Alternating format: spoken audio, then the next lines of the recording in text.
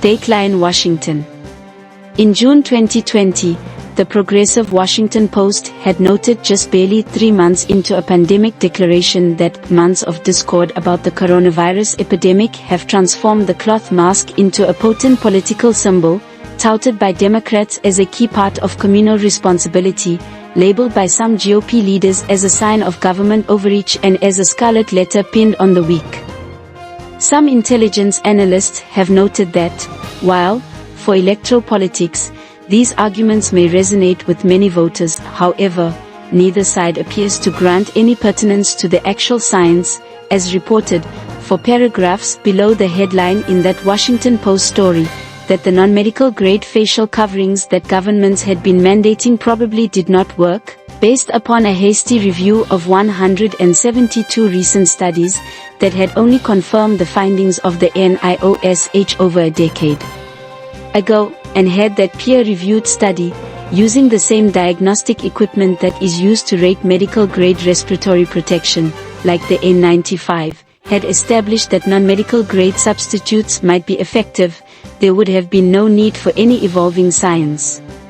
And at this hour, as reported by Arjun Singh, at the right-leaning Daily Caller, a new document released by the House Select Subcommittee on the Coronavirus reveals that Anthony Fauci knew that gain-of-function research was occurring in Wuhan, China, prior to the global spread of COVID-19, certainly causing quite a frenzy in conservative echo chambers, and the Arjun Singh reports that, in an email to U.S. government public health officials in February 2020, Fauci wrote that scientists in the Wuhan University are known to have been working on gain-of-function experiments associated with bad viruses adapting to human infection, according to an image of the document tweeted by the House Select Subcommittee on the Coronavirus.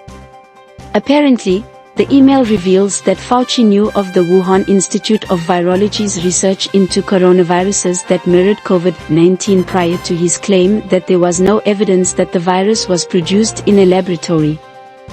The Daily Caller reports that Fauci also wrote that there were mutations in the virus that would be most unusual to have evolved naturally in the bats, and that there was a suspicion that this mutation was intentionally inserted.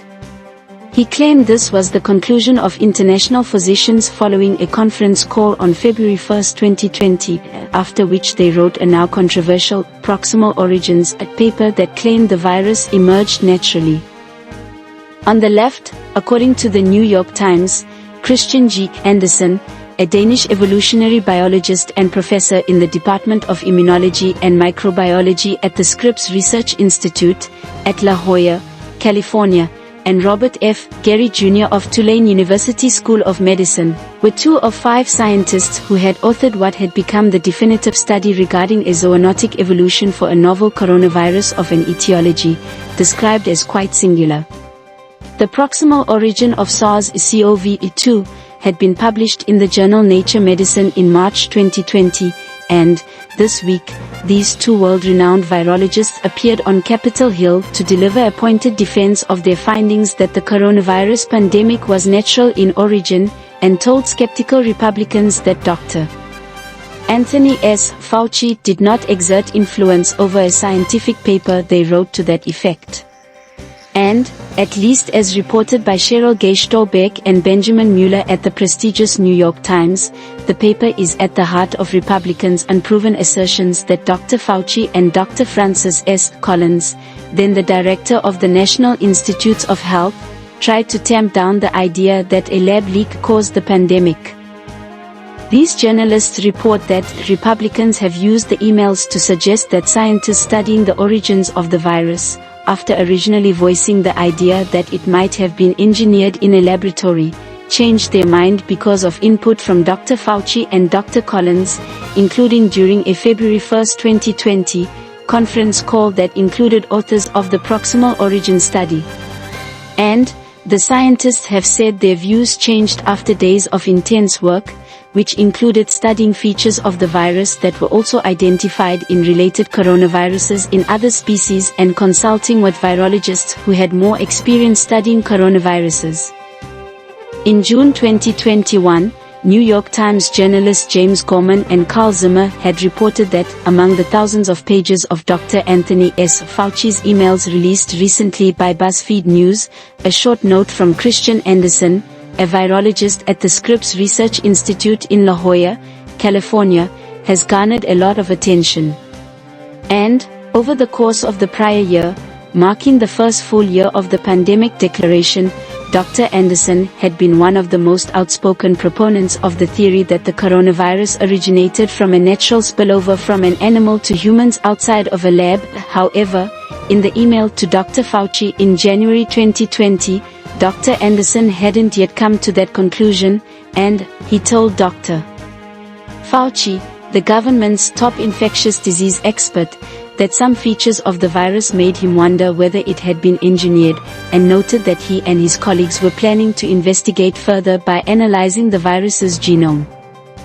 Days before the controversial email, reporters at CNN, including a video from their health expert, Dr. Sanjay Gupta, had reported that snakes, the Chinese kite and the Chinese cobra, may be the original source of the newly discovered coronavirus that has triggered an outbreak of a deadly infectious respiratory illness in China this winter, long before the recent suggestions that raccoon dogs, a canid closer to the fox family that hibernates in the months of November and December, when the emergence of apparently two lineage strains has been alleged to have occurred in the vicinity of Wuhan, and at least one retired intelligence analyst has floated the theory that this report may have prompted Christian Anderson, Michael Warobey and Eddie C. Holmes, all now leading advocates for the zoonotic evolution theory, to contact Dr. Fauci, because, certainly with their expertise and training in virology and microbiology, they would have known what Wei Ji, a researcher in February 2020, had dispatched a message in a bottle SOS to the world about later. Wei Ji had taken the time to devote study to all of the animals who had been reported to have been at the wet market in Wuhan, and had performed a species-specific ENC test to determine affinity, or codon usage bias, and had definitively determined that the novel virus had possessed an anomalous Ophidian codon usage bias or snake affinity. Wei Ji had to have found suspicions when designing his study, because any virologist or microbiologist would have known that, while there are over 3,000 coronaviruses that infect birds and over 3,000 that infect mammals, there are no coronaviruses known to science that infect reptiles, like snakes. U.S. Air Force Colonel Leroy Fletcher Prouty had served as the Chief of Special Operations for the Joint Chiefs of Staff under President John F. Kennedy, and had served as the model for the character X in Oliver Stone's conspiracy-inspired film JFK, the memorable character portrayed by the actor Donald Sutherland, who had claimed that the how and the who is just scenery for the public and prevents M from asking the most important question, why? And, yet chasing trails of emails, searching for smoking guns, the proximal origins remain elusive, dividing even the intelligence community. While most people have coalesced around two possible scenarios, an escape from a laboratory or a natural spillover from a still elusive zoonotic source, as unknown as, apparently, the infectious dose and secondary attack rate of a novel virus with an etiology quite singular that, at least in one community with the most government scientists, many are now, after 3 years of pandemic, ready to move on and restart their former lives. In December 2019, in China, that nightmarish prophecy of Dr. Joshua Lederberg, the Nobel laureate who had suggested that the single biggest threat to man's continued dominance on the planet is the virus, at least appeared from all press reports to have been realized, and on the first anniversary of the WHO's pandemic declaration, President Joe Biden had declared that we were hit with a virus that was met with silence and spread unchecked. Denials for days, weeks, then months that led to more deaths, more infections, more stress, and more loneliness. And most recently, in March, Jamie Metzl, who has been identified as the original whistleblower, had stated that more than 3 years after the start of the global pandemic, there has yet to be a comprehensive forensic investigation into its origins, which he had described as inexcusable. Many hold these truths to be self-evident, but what if they had lied? And, on May 9, HHS Secretary Xavier Becerra had announced that as of May 11, based upon current COVID-19 trends, the Federal Public Health Emergency, PHE, for COVID-19, declared under Section 319 of the Public Health Service Act, would expire at the end of the day on May 11, even though many questions remain unanswered. And, although the worldwide death toll has exceeded the number of victims of the Holocaust in half the time, which had been a sufficient shock to the conscience for Jewish people to resolve to never forget, even with the American death toll exceeding 1.1 million, leading the world, many Americans are willing to accept that we all lost something in pandemic, even though it was different for everyone. However, not in the forefront of headlines, on July 3, attorneys for the White House had acknowledged receipt of a federal complaint also brought under the Freedom of Information Act, attempting, for the third time in litigation, to simply obtain any response at all from the White House regarding a request it had acknowledged to have received in March 2021, not long after the first anniversary of the pandemic declaration and 2 months before the White House had tasked the intelligence community to redouble its efforts to determine the origins of the novel virus that has been attributed to the loss of almost 7 million lives worldwide. White House attorneys have until July 24 to reply to the federal civil complaint or be subjected to a default judgment under Federal Rule of Civil Procedure 55, and have, since July 2021, asserted a presumptive claim of executive privilege, which is reserved for matters of national security.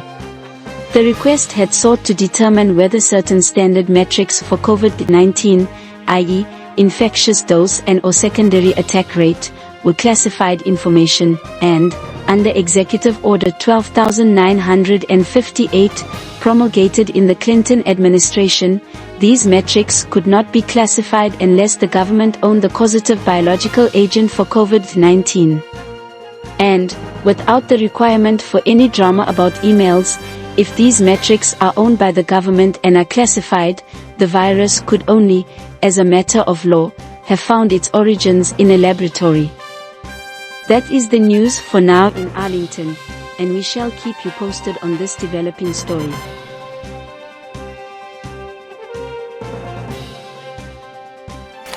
This message was approved by Major Mike Webb. Honest.